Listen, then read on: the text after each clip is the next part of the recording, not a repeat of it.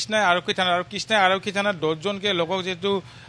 arrest কৰিছে 10জন লোক এতিয়া সোধা পোছা কৰি আছে আৰু তেওঁলোকৰ পৰা আন যিসকল লোক আছিল যিসকল ভিডিঅ' ফুটেজত চিনাক্ত কৰা হৈছে তেওঁলোকৰ নাম সেই 10জনৰ পৰা আৰক্ষীয়ে সংগ্ৰহ কৰি আছে আৰু কিছু লোকক গ্ৰেপ্তাৰ কৰা সন্দেহ আছে কাৰণ বহুকেইজন লোকে যেহেতু আৰক্ষী আক্ৰমণ কৰিবলৈ ওলাই আহিছিল হাতত লাঠি জং শিল ইটা লৈ হেনে যেটা আৰক্ষীক আক্ৰমণ কৰিছিলে আৰু ক'ব লাগিব যি ৰেপিড একশ্যন যি ফ'ৰ্চ পাইকান সংৰক্ষিত বনাঞ্চলত এটা যি 100জনীয়া এটা দলে তাত টহল কৰি আছে আৰু এটা দলে যি 17 নং যি ৰাষ্ট্ৰীয় ঘাইপথ 17 নং ৰাষ্ট্ৰীয় ঘাইপথত তেওঁলোকে টহল দি আছে কাৰণ কোনো যাতে অশান্তিময় পৰিৱেশ সৃষ্টি কৰিব নালাগে শান্তিপূৰ্ণভাৱে যে সকলো থাকিব পাৰে এয়া ভিডিঅ' জানিছে দেখুৱাব চাক এয়া যে ৰেপিড একশ্যন যি ফ'ৰ্চ যিটো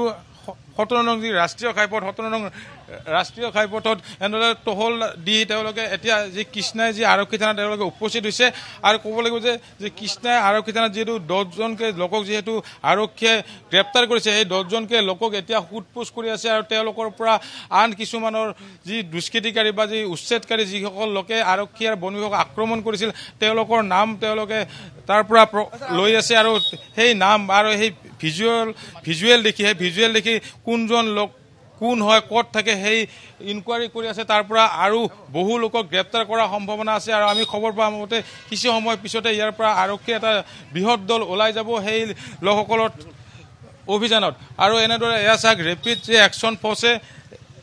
পাইকান যি সংৰক্ষিত বনাঞ্চলত এফালৰ পৰা টহল দি আছে আৰু এনেদৰে যি ৰাষ্ট্ৰীয় ঘাইপথ 17 নং ৰাষ্ট্ৰীয় ঘাইপথতো তেওঁলোকে টহল দিয়া দেখা গৈছে কাৰণ কোনো যেন অশান্তি পৰিৱেশ সৃষ্টি নহয় কালি যি ঘটনা সংঘটিত হ'ল সেই ঘটনা হাম কাটিছে আকৌ যেন সেই পুনৰাবৃত্তি নহয় সেই ঘটনা তাৰ বাবে এতিয়া আৰক্ষী সষ্টম হৈ পৰিছে কৃষ্ণাইৰ বজাৰ ঘাট পাইকান অঞ্চল বলবলা অঞ্চলত এনেদৰে ৰেপিড একশ্যন ফ'ৰ্চ টহল দি আছে চাৰিওপিনে কাৰণ কোনো এজন লোকে যেন কোনো ঠাইত যেন কোনো আন্দোলন বা প্ৰতিবাদ কৰিব নোৱাৰে কোনো প্ৰতিবাদ মুখৰ হ'ব নোৱাৰে আৰু কালি যিহেতু আমচু কৃষক মুক্তি CPM-এ যেতিয়া প্ৰতিবাদ কৰিছিলে যি বেৰিকেডত প্ৰতিবাদ কৰা সময়ত যে আৰক্ষী যি লাঠি চালনা কৰিছিলে লাঠি চালনা কৰাৰ পিছত কালি গধূলি ভাগতে ৰেপিড একশ্যন ফ'ৰ্চ